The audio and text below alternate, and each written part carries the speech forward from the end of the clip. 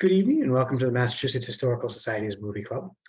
For anyone who might be joining us for the first time, the idea for our movie club is it'll be very similar to a book club. We pick a movie every month, people watch it on their own, and then we get together to have a discussion. Unlike your average book club, we bring in some subject experts to help us understand the films and verify the stories in the movies. This evening, we'll be discussing the 2020 film Crip Camp, and we'll be joined by Malia Lazu, who will help us with our conversation. Ms. Lazu is an award-winning strategist in diversity and inclusion and has sparked a deep economic development and investment in urban entrepreneurship for over 20 years. In her most recent role as EVP and regional president at Berkshire Bank, she worked to generate wealth for communities by expanding access to capital and spurring economic growth, especially in communities of color that have traditionally been left behind. As I'm sure many of you know, the Massachusetts Historical Society hosts a variety of programs, seminars, and teacher workshops throughout the course of the year. We offer many of these programs for free or for a very modest cost, but we're only able to do this thanks to the support of our members and donors. If you enjoy our movie club and our other programs, we hope you'll also consider becoming a member to support the work of MHS. I'm going to turn it over to Malia, who can talk a little bit about or get us started on this conversation. Thank you so much. And hello, everybody. It's great to be with you. I'd love to just take a moment to see for anyone who, I'm not sure if everyone has seen the movie, but to maybe throw in the chat to get us started, one of your takeaways from the movie, something that sat with you, that spoke with you. I'm an ally for people with disabilities and have come to be humbled by being allowed to help organize. And so what I'm saying comes as an able-bodied person, and I want to recognize that it's important, especially this story with Crip Camp that centers the story of our brothers and sisters who had to fight for the most basic of civil rights and humanity, that they're able to tell their stories. So I also want to welcome anyone from that community to feel free to jump in and help me be a good ally in this moment as we have this conversation. That being said, I first was able to organize with the disability community around throwing the first disability fashion show in Boston with Boston Fashion Week. And we got 7 different fashion designers to design towards people, towards people's specific disabilities, visible and invisible. And these designers worked with our models. And as a matter of fact, one of our models got engaged during this process. And so the designer ended up designing her wedding gown that was all soft and comfy in the back and beautiful and princess in the front. And it was a wonderful experience. But what we also did was made sure we were celebrating the 30th anniversary of the ADA. And we also wanted to make sure that the entire event centered accessibility. So we didn't have chairs. Because we wanted people to be able to set up in their chairs and, we would set up their friends next to them. We also made sure that people understood that there was going to be translation over the stage at all times, whether that was ASL or descriptive audio. And we also had a room for people who might need space.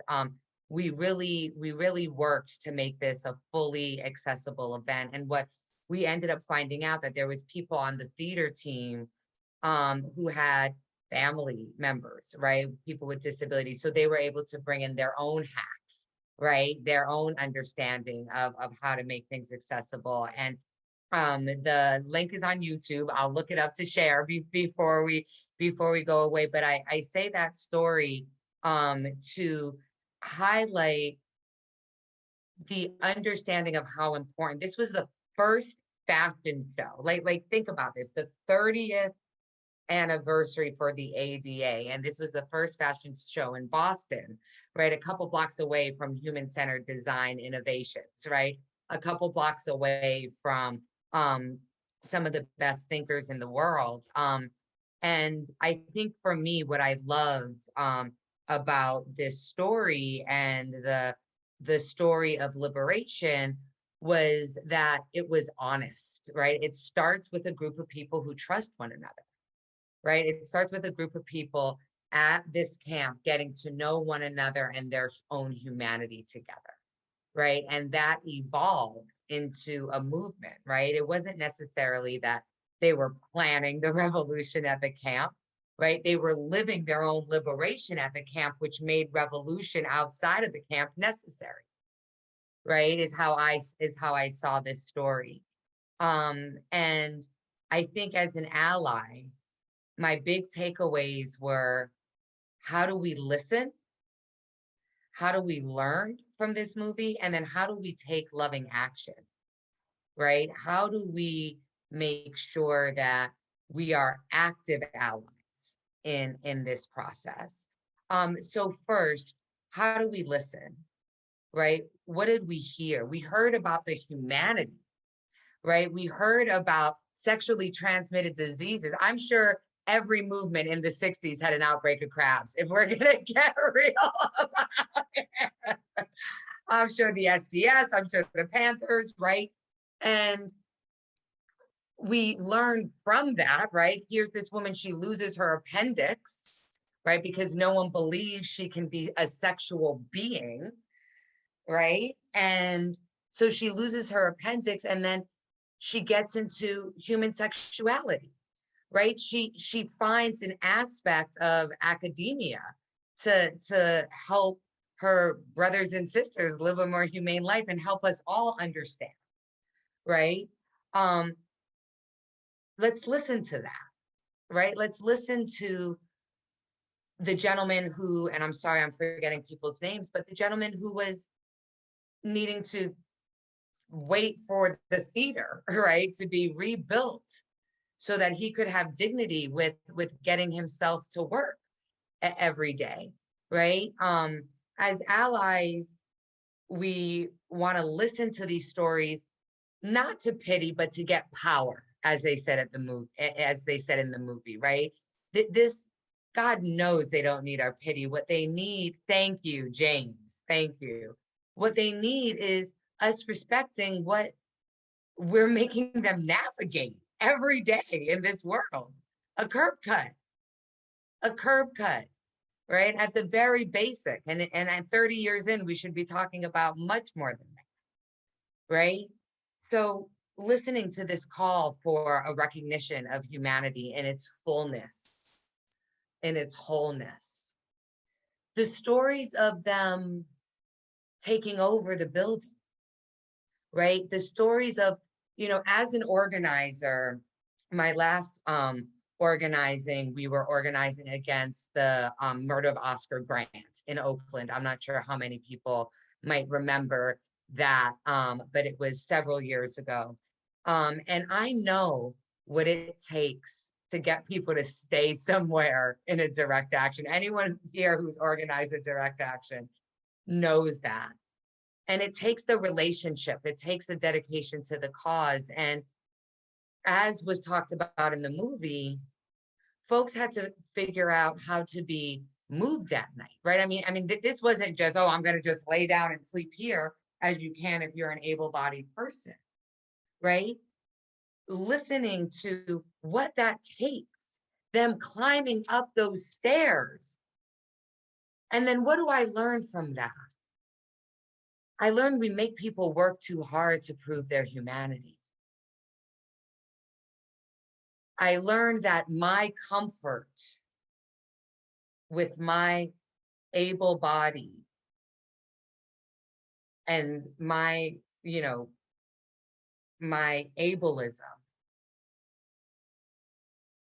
that privilege has me not realizing what we're asking people to do, to bleed in front of us in order to be recognized as human, in order to get the ADA passed.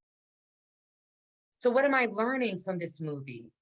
What am I taking away? You know, I'm taking away that I have to fight for everyone's civil rights, for all of humanity every day. That I, as a Black woman who thinks I have some things I can check off, have a privilege that I need to undo and that I need to recognize. And so that was one of my learnings from the movie. The other learning from the movie was thinking about how it started with Nixon and it ended with George. It ended in my life. I remember that president. You know, I remember the dad Bush, right? Like, change takes time. It takes too long. It takes many presidents for us to recognize human beings. I also learned that we need more platforms for people to share their narratives and their experiences. Every single one of those people should have a biography, right? Every single one of them should. We should know who these civil rights leaders are. There should be statues. Why are there not statues? So those were some of my learning from the movie. And then lastly, taking loving action. After I saw the movie, I texted some of my friends who are disability advocates to ask, what is loving action? What can I do? What is relevant? What is real? Because I don't know, right? I know what I might think, but what does loving action actually look like in a way that's respectful, that's responsive? And what they asked me to do was obviously donate my time, talent, and treasures, right, to organizations. But more than that, what they asked me to do was to put it in my contracts, in the work I do, to center it the same way we center race, gender, LGBTQ, to demand of it, to demand of it. And so that's what we've started doing.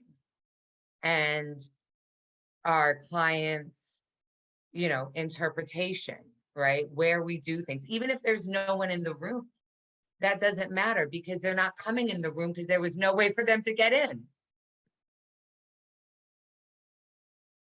Right? So we're going to extend the invite and hope that they'll learn to trust us. Hope that they won't see the able-bodied community as a bunch of complicit folks that don't seem to have the time. This is a very large community, very large community. Loving action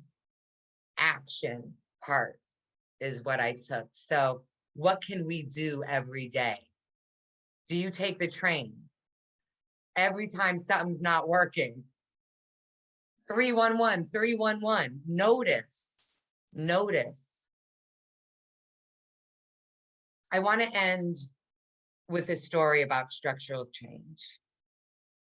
And it's a story, it's a West African story about an elephant and giraffe. And they were friends and they would hang out, you know, they would go to the watering hole, they would drink water and talk about the cricket. And then one day the giraffe invited the elephant into his house. And he said, come on over, let's watch the cricket together. And the giraffe got all excited. The elephant said yes. The elephant got all excited. The giraffe ran home. He cleaned his house. He got rid of mice. He got, you know, elephant grub, peanuts, right? Yummy fruits. He's like, yes, we're going to watch the cricket. The elephant stops by, gets some giraffe grasses. You know, they're about to hang out. They're all ready. Well, what happens? The elephant goes to walk in the house and boom, he can't fit in. And the giraffe says, come in, I want you in my house, I want you in my house. So the elephant starts to push a little bit. And all of a sudden the giraffe goes, wait, stop. You're breaking my house. I need you to lose weight to fit in. And the elephant says, I can't possibly lose enough weight to fit into this house. That's what we're saying when we say we don't have money for a college, right? That's what we're saying when we say all deliberate speed, right? We have curb cuts now. There's elevators. But true belonging is more than that. True belonging is having a house that's built with you, that's built with you being included. And I think at the end of the day, when it comes to our brothers and sisters fighting for true, one of the most authentic forms of accessibility that we can talk about, we need to integrate it into anything and everything we do. So I'm going to stop there. You can tell I love the movie. Gavin, Olivia, where do we go from here? Sure. So thank you very much. And I think that, this is a good start. I would encourage all of our guests to feel free to ask questions or share thoughts. They can raise their hand or they can use the chat function. I would say just sort of thinking a little bit about some of the things that you said and just reflecting on having watched the movie. I watched it a year ago and I watched it again last night. One thing that really struck me that I hadn't thought about was early on in the film, one of the characters talked about wanting to have the right to privacy and the right to be alone.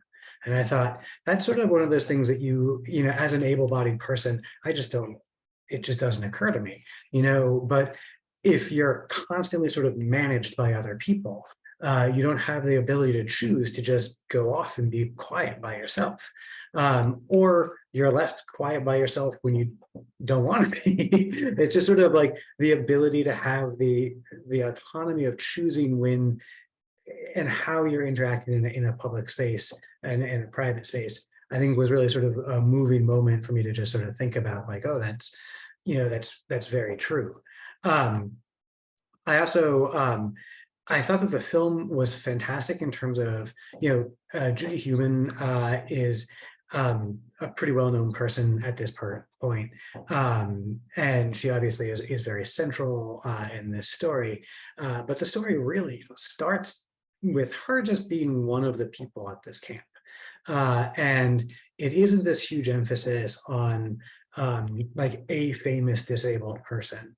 And I think that so many other films have been, so many other times in our life, we have been presented with the remarkable person, the Stephen J. Hawkins, who everyone can just sort of, see as very different from them in every possible way.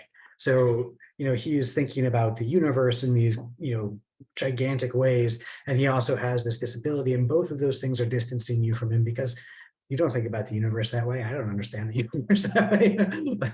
So it just, but making these just sort of like regular people who are like, I grew up in Brooklyn and I was friends with people in the neighborhood.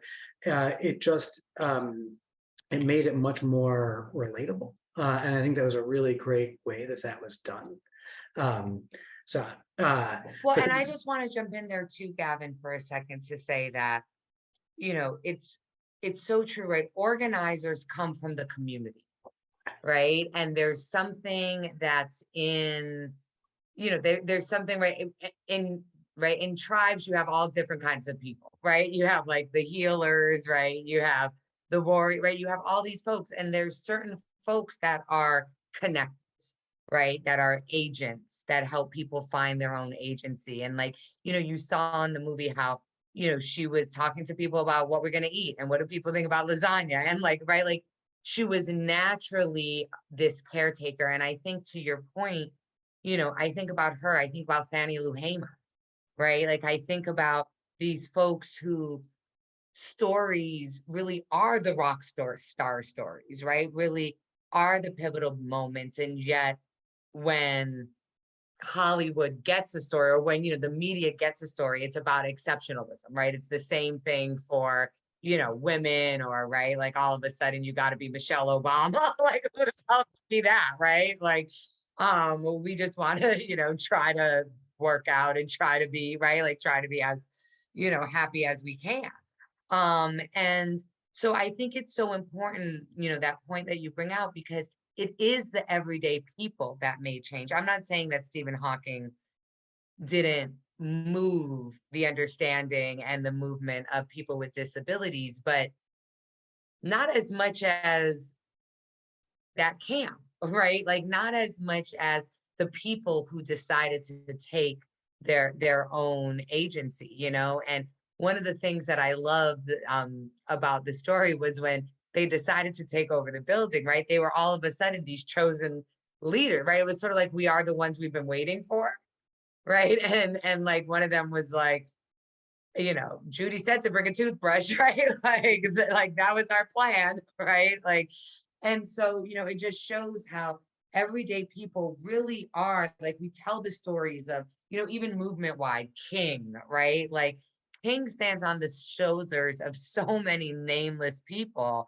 that he would suggest if we were going to do statues, that there should be more statues of them, you know, and this movie definitely does a great job of, like you said, not only Judy, but telling the stories of, you know, of others throughout the movie and how that leadership looked. Like that one brother, I'm forgetting his name, but who got the Black Panthers to come in and give food, Yeah. right? And they were like, he couldn't talk, but like he got the point across, right? Like, right? I mean, he was, you know, a dude who decided to do something to help his people get through this moment of liberation and this fight for liberation and this escalating nonviolent movement that they found themselves engaged in. Yeah, yeah, it was Brad Lomax who brought in the Black Panthers, who, you know, deserves a statue in and of himself. And it's a fabulous biography there. But I think that really the whole issue of like who gets commemorated, I think, is really an interesting story. And this more and more is just being investigated within the historical community. There's sort of a standard narrative that people know, and it's like great white men did great things, and it leaves everyone else out. And there's the, you know, rare exception to that. But I think that there's a real question about who should have plaques and who should have markers, and what kind of markers and what kind of things should be remembered. But I think that there needs to be a much greater, either we should get rid of all statues, which I think would be the simple solution. And, melt them down and make something else out of all that bronze and copper, or we need to really expand the number of subjects for Right. statues. I mean, I think we should, yeah. I mean, what do we make with all that copper? Maybe tables where people could tell stories of history, right? Where people could share their history, right? Because we don't want to lose that. I mean, I think, you know, as you said, the lens of manifest destiny and European Enlightenment experiment has led to certain, you know, to a certain archetype, right, being celebrated so that it would back up the, you know, the justification, right, of all this pillaging and all of this stuff, right? We have to tell that narrative.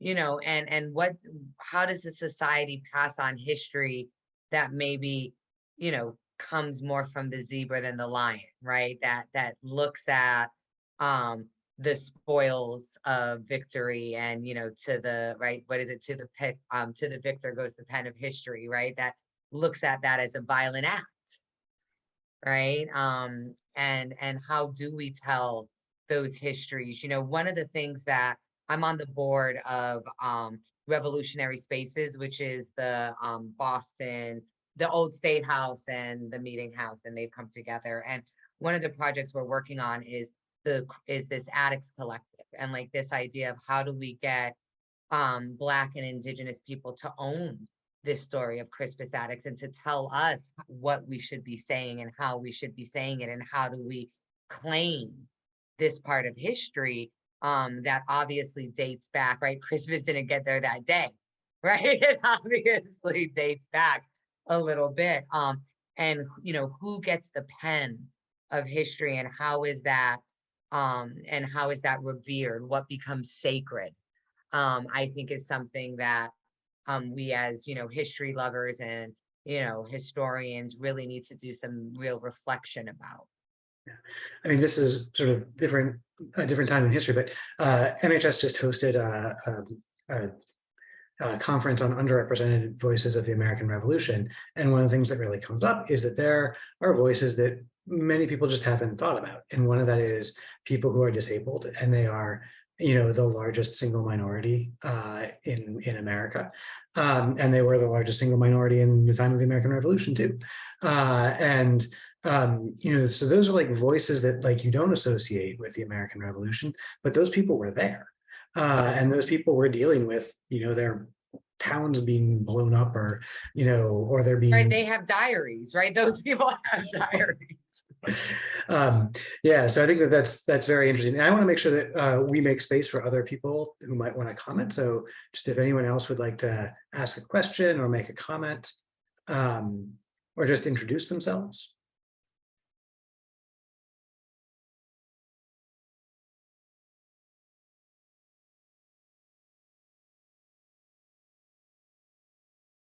I think Marianne's looking for the mute button, so I want to.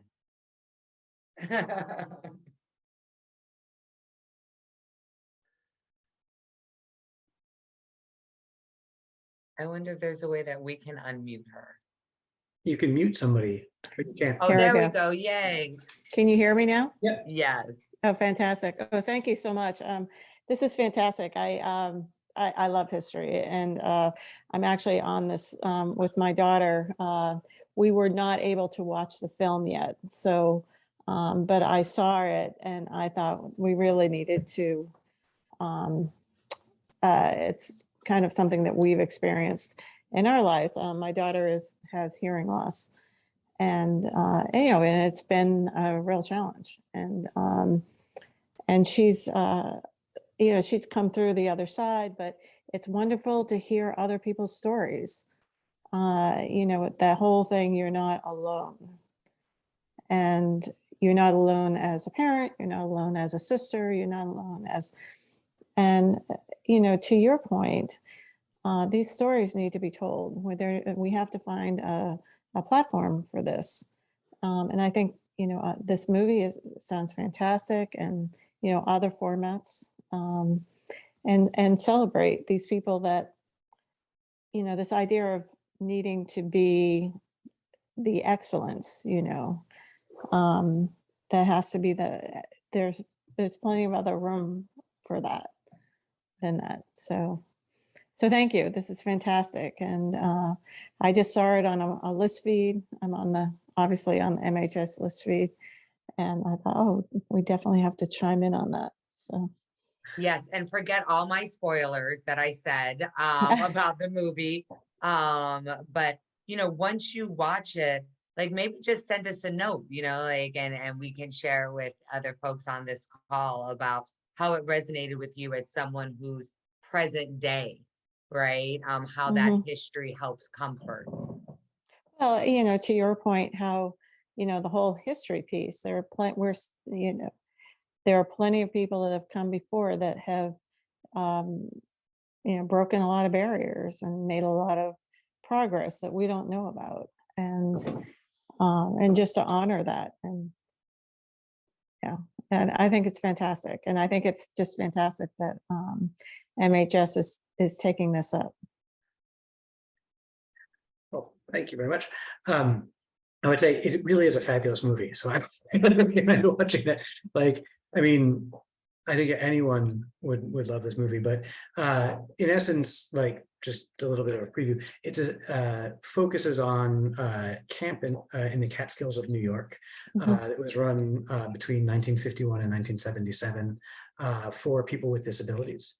And essentially a core group of people who came out of sort of the tail end of the existence of the camp, who ended up being very influential later in life. But it was just that this camp, for many of them, was the first time that they really had the ability to interact with other disabled people in a non-punitive way, like not in a sectioned off classroom or something like that, but just to be themselves and I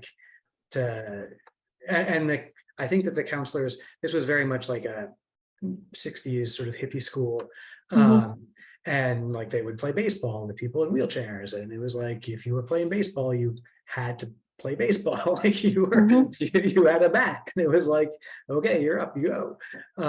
So it was, I think, for many people at the camp, just a really transformative moment where they saw the ability to not be an outsider. Yeah, like Yeah. one of the campers said, you know, like I could be cool here, like I was a cool kid here, you know, and having that opportunity. That's great. I can't wait to see it, and I don't want to hog the center. No, and I was gonna say, I think someone put something in the chat too. While I was watching, I thought a lot about how COVID is creating a lot of disability right now, and how much we all need to understand the history of disability activism, so we're not reinventing the wheel. Mothership, I can't thank you enough for that comment, because I do think, you know, the civil rights movement builds upon each other, right? And, you know, this idea of the disability community expanding, I think, is time to lean in, right? Lean into it. And so I so appreciate that comment. And that was something else, you know, one of my takeaways in the movie too, was how when folks would talk about, you know, their disability, right? Not everyone was born with it, right? Some, you know, one person was in a car accident, someone else, you know, something else happened to them. But, you know, this idea that I learned when I was doing the fashion show is like, we're, you know, able-bodied people are merely temporarily able-bodied, right? You never know what the future is going to hold. And even our elder brother, you know, our elder brothers and sisters, you know, start needing more accommodation as well. So thank you for sharing that thought. I would say that we did a series of programs on disability history last year, which Malia was a part of. And during one of the sessions, a person said, almost everyone will be disabled at some point in their life.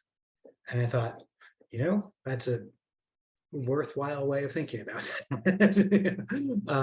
It's not something that happens to someone else. It's something that's going to happen to you at some point, probably. And maybe, you know, in different ways, but that's probably true. So we had another comment which just said, could you talk a little bit about the infantilization and how we should address it? And I think that was really prominent in the movie, where just a major theme was that people wanted the right to self-determine how they were being treated. And they wanted the ability to have ownership of themselves and their own bodies, and pride in their own bodies. And Malia, I don't know if you have thoughts on that as well, but I think that was just a huge ongoing theme within the film. Yeah, you know, I think it's one of the things, again, that I loved about the time spent on their sexuality, right? You know, I think a basic human necessity, we think that a fourth of the population, or, you know, whatever the exact, you know, isn't engaged in, or depending on what their disability is, they couldn't possibly be engaged with, you know, and I think that that's just one, right? But it's a very basic, obvious, right? One that we really do need to address. And I think the best way to, you know, address it is to ask questions, right? So again, if you're an ally, I don't want to say how people with disabilities should address this, right? Because I don't know. But as an ally, right, I think if you see that kind of language or culture or behavior, right, I think it is really important to just start to ask questions, right? Start to deconstruct. Now, if you know the person well enough, and you can just be like, hey, like, you know, this isn't appropriate behavior, and, you know, you're being biased right now, say that, right? But we can't always say that all the time. So I think, you know, if you're at work, or, you know, if it's in a place where you have to be a little more subtle, I think it's really important to just start asking questions to deconstruct. Why don't you think they can do that? Why don't we ask them? right? Why don't we create a disability ERG? So, you know, we have an employee resource group that's creating an agenda for us. So we know it's coming for, have we asked the community, right? You start asking questions that don't allow this behavior to stand anymore.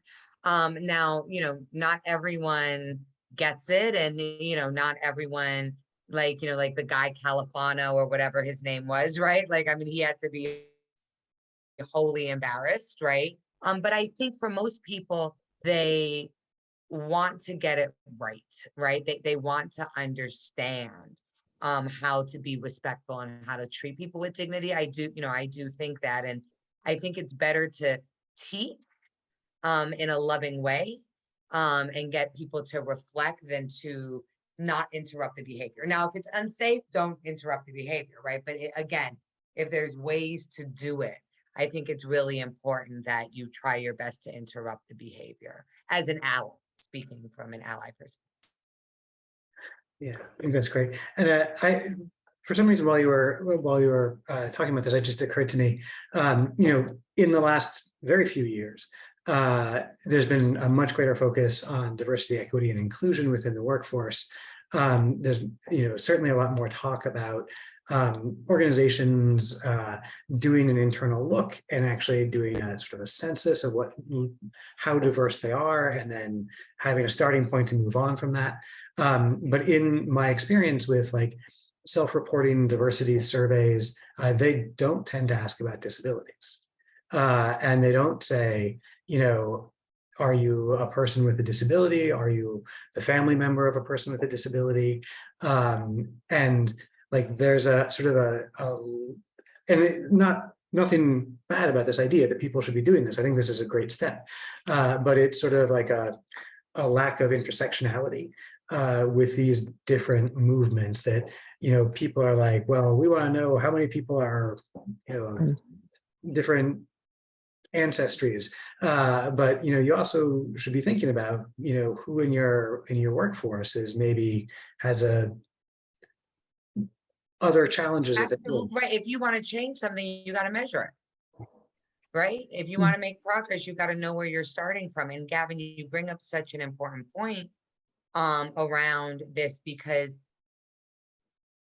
I think it still sits in this place of people are scared to even touch it, right? Like, how do we even ask? Do we start breaking down? And again, ask the community, right? And they'll tell you how they want to be censused, right?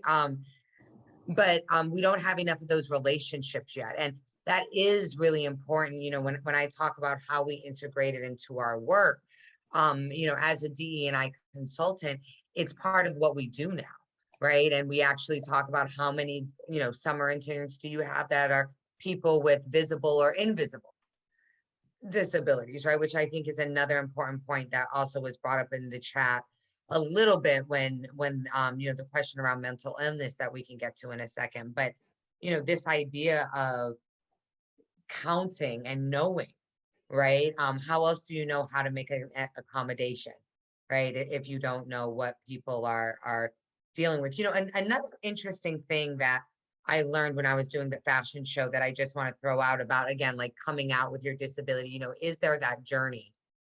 What was interesting was we actually had a couple of people that we were hoping would be models that didn't identify themselves as a person with disabilities. And, you know, I learned from, you know, the community that this is an ongoing discussion, right? And what does it mean that Christopher Reeves was determined to walk again, right? What does, you know, I know, Marianne, maybe you can speak to a little bit, you know, the discussion around cochlear implants, right? And you know, in the hard of hearing community, right? So this idea of disability pride and self-determination, you know, isn't, I think, just like any other community, right? There's people that are like, I'll just try to go along to get along, right? But I think it is important for us to figure out how do we account for our brothers and sisters. Yeah. My daughter, I don't actually know a lot about the cochlear implant situation because my daughter's not a candidate for them. But what I do know that there's a number of people that are afraid that the deaf community is going to go away with cochlear implants. And so that's if there's someone out there who knows more, I don't claim to be anywhere near an expert. Right. No, and we're just chit chatting, Yeah. right? None of us are. None of this is for a paper, right? None of this is Yeah, gonna go. yeah. You No, know, but right now. I think we just have to meet everyone where they are, because everyone one of the things you learn is everyone experiences disability differently. And, it's like, I don't know, someone said to me once, someone has cancer. Well, there's so many different kinds of cancer and how many, and I'm not sure that's a great way to connect the two, but just the whole idea that there's a huge variability in the experience Right. in terms of, and the hardship and the culture that they grew up in, whether it's supportive or not. And Right. So culture just plays such a significant role in this. And historically, I mean, Alexander Graham Bell was married to a woman who was deaf. And I didn't know that. was very much dedicated to the idea of solving deafness. Uh-huh. But he has become an incredibly controversial person within the deaf community because he very much treated it as I'm not an expert on this, so but it was a problem to solve, and to solve with technology. And it wasn't a choice, and it wasn't about what the person wanted. And so within some members of the deaf community, Alexander Graham Bell was seen in a positive light, but many others see him in a very negative light. But it's actually it's a very fascinating and complicated story, just in terms of, who has the right to choose this, and how is this being sort of hoisted upon people from people outside of the community. Right. Galvin, what is true self-determination? Yeah. No, those are wonderful points. Yeah. A person said, what about mental disability, like mental illness? Haven't seen movie yet, but what about those with mental illness? So the movie does talk about people with lots of different disabilities, but movies are a visual media, and it is, I would say, overwhelmingly depicts people with visible physical disabilities. So there's a discussion of mental illness and other learning behavioral disabilities that's definitely mentioned in the film, but it is less a focus within the film. And I also think within the disability activism community, less visible disabilities have been, are I think much more embraced now, but were slower to be embraced when the movement started. So I think that's a changing dynamic within the disability rights movement. Although I very much am speaking as an outsider, just a person who ran a couple events last year. But right. Talked to a lot of people. But I think I think to that point, this idea of invisible versus visible, right? I mean, and we're seeing it with the with the concussion conversation, right? Like this idea that, again, that you have to bleed, that I have to see your body physically trying to climb these stairs in order for me to believe that. I mean, it's this extremeness. And I think what's great about the expansion and the inclusion of mental illness and the discussion of more, invisible disabilities is that it's really helping us understand how biased we are towards the norm, right? Towards the word, normal. And, maybe it's going to start to, even flip, right? On what the majority of people need to navigate in this world. And that'll probably be the most equitable thing we could do. Yeah, and I thought it was actually very interesting in the film that they talked about some of their protests, and they said their protests in part weren't gaining traction because they didn't have disabled vets with them yet. And this was this turning point when they had disabled vets. And it just, my father was a psychologist in the VA. So I just thought, what about PTSD? I mean, there are disabled vets who are very, very facing a lot of challenges, who can still walk, who are not visibly disabled, but are really facing significant challenges. And so I don't want to talk too much because I see that there's at least 2 comments. But a person wrote, I found that a lot of media about disability is infantilizing or paternalistic, either because it does not center disabled voices or is solely meant for an audience that does not have the lived experience of a person with disability. Crip Camp felt different because it actually involved disabled people, and it focused on people as individuals with different interests and goals, rather than viewing a person simply as their disability. I think that was absolutely true. It was great the way that it was depictions of individuals who had, quirky things and were teenagers trying to run off behind the camp and make out and and just doing what teenagers are supposed to do. So getting a chance to be that, right? Getting a chance to be that. Absolutely. And I also found like midway through, I realized that, the only physically able-bodied people you were seeing were the targets.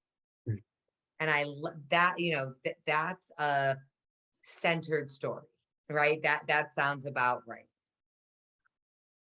I thought, actually, just as a little bit off subject, but I thought that thinking about the US presidents in this was a really sort of interesting sort of spectrum, because, it starts out with Nixon, and Nixon's bad, but that's not really a surprise. But so it sort of starts out with Nixon, but then you go into Carter, and Carter was actually really ineffectual, and a lot of the story takes place during the Carter administration.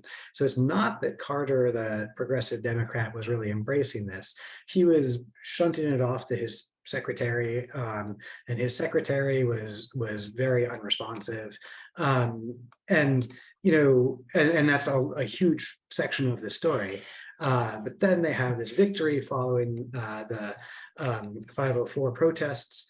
And sorry for people who haven't seen this if this is using too much jargon, but following these protests, they have this great success, which is then like almost immediately under assault by Reagan. And it's just like, it's just sort of flipping back and forth.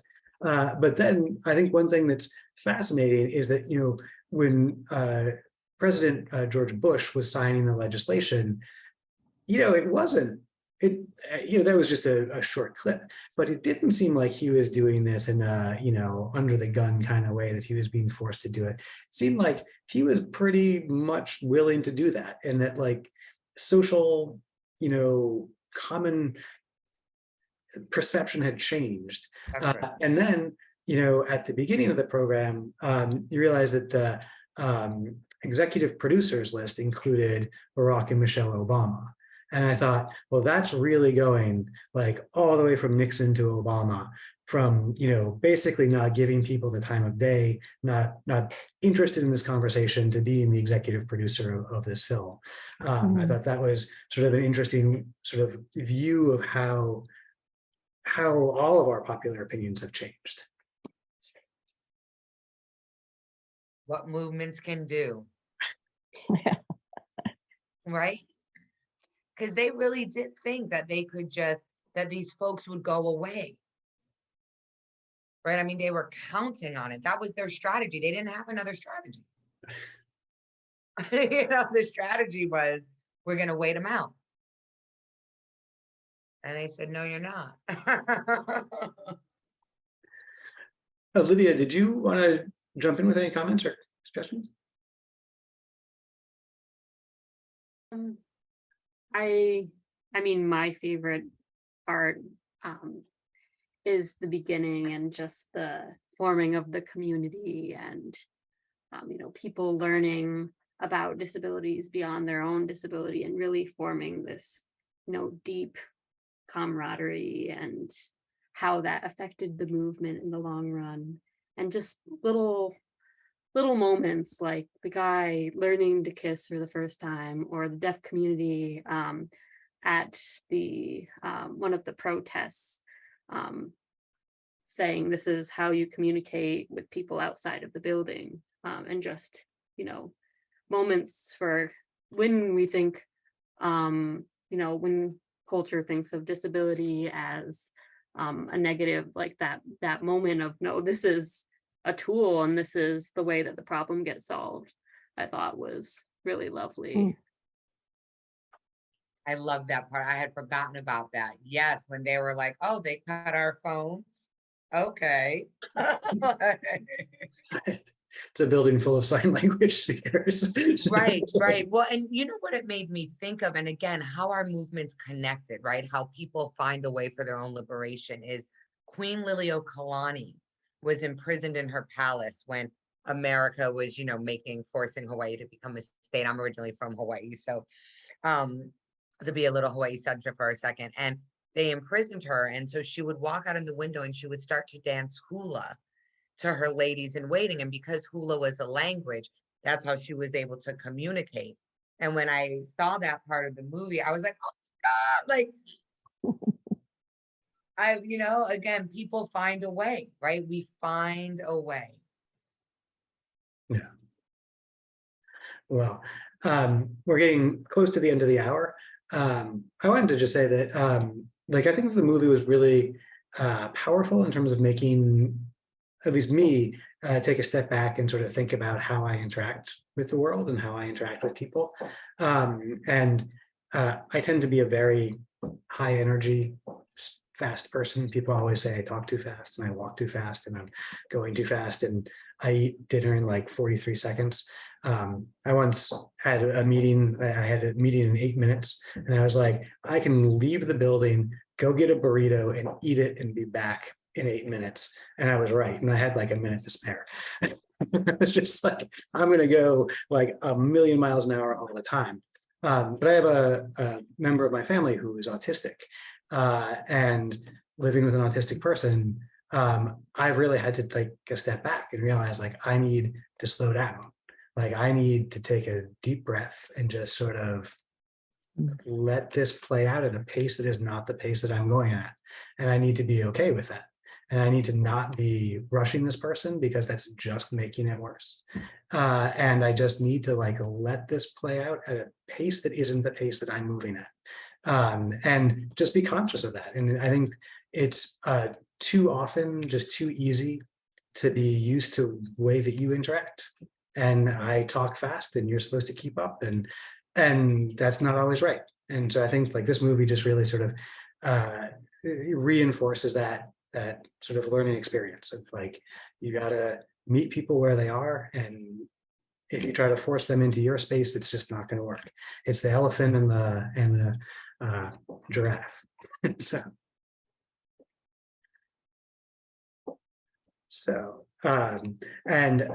want to acknowledge the people who sent the nice notes about us continuing these online programs.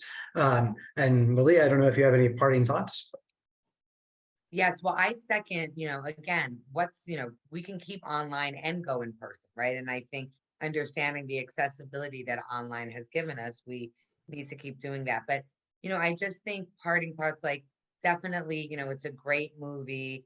Definitely watch the movie. Let us know what you think.